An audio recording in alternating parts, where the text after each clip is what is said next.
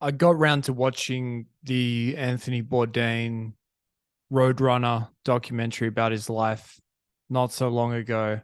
And I put it off for a while because it seemed like a bit of a downer. And I also read this article that was kind of shitting on the doco, where it was maybe glorifying him a little bit too much. And this other journalist was, I believe, writing a book about his final days and kind of talking about the turbulence in his life in respect to the shit that happened with him and his ex missus. And, I think that this is something that I got from watching Bourdain before he killed himself. Just watching his show is that at certain points towards the end, there is that he looked kind of bored and maybe just a little overwhelmed by the world, which is understandable. Like, it's a pretty fucking grueling schedule he put himself on for years. And then you add in, you know, alcohol and then all the personal life shit that, yeah, it's understandable that it probably became too much for him. But I don't know. I've always had this thing, and there's probably reach out to me or drop in the comments.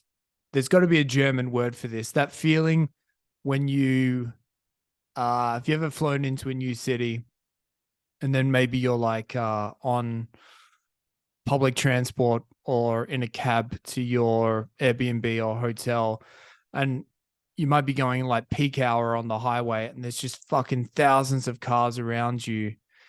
And you might be like in a neighboring country or even just a different state. And intellectually, before you went on this trip, you knew that this new place you were going to had millions of people living there. But for some reason, upon arrival, just the kind of like visceral understanding that there's millions of lives happening concurrently with yours, it's fucking it's too much to handle. You're like, oh, this like it's too much humanity here. When you're in your own kind of like comfy groove of your own space and your own city and your own life, it can become familiar and the world can become small. But then when you venture out, and you don't even need to go anywhere that exotic, the people can look like you. They can be driving the same fucking vehicles and the buildings can all look the same, but it's just kind of like the scale of humanity and the fucking just the you kind of like the scale of their lives, the interconnectedness and all the people that they've bumped into and married or lied to or cheated, had kids with. And oh, just like makes me shudder and kind of like it's overwhelming. And yeah, tell me the German word. There's got to be a fucking German word for that. But yeah, I don't know, because yeah, the world starts the more you travel, you realize how big the fucking world is. Even just when you find out about like new industries, you're like, yep, the fucking just all these like these little subcultures that you had no fucking awareness of. Like, oh yeah, have you met people who love fucking cranes? The animals? No, the fucking the technical equipment used on construction sites, and then you just hear about the cranies for half an hour and how they have expos in fucking Montana or some shit. You're like, oh god, now I'm aware that the cranies are amongst us, and they've got families and aspirations, and just it becomes like I don't know. So I feel like maybe that's what happened to Bourdain.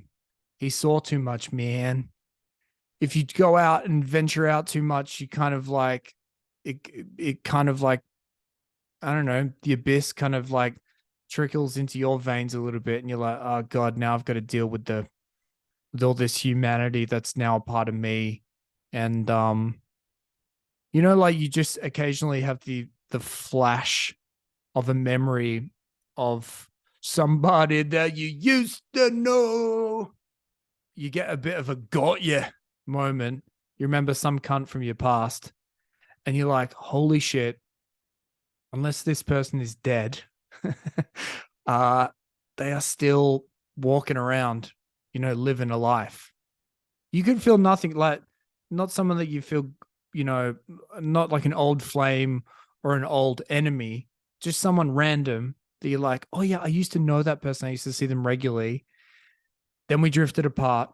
I haven't thought of them in years. And in my brain, at least, I guess my brain just likes to assume that that person is dead.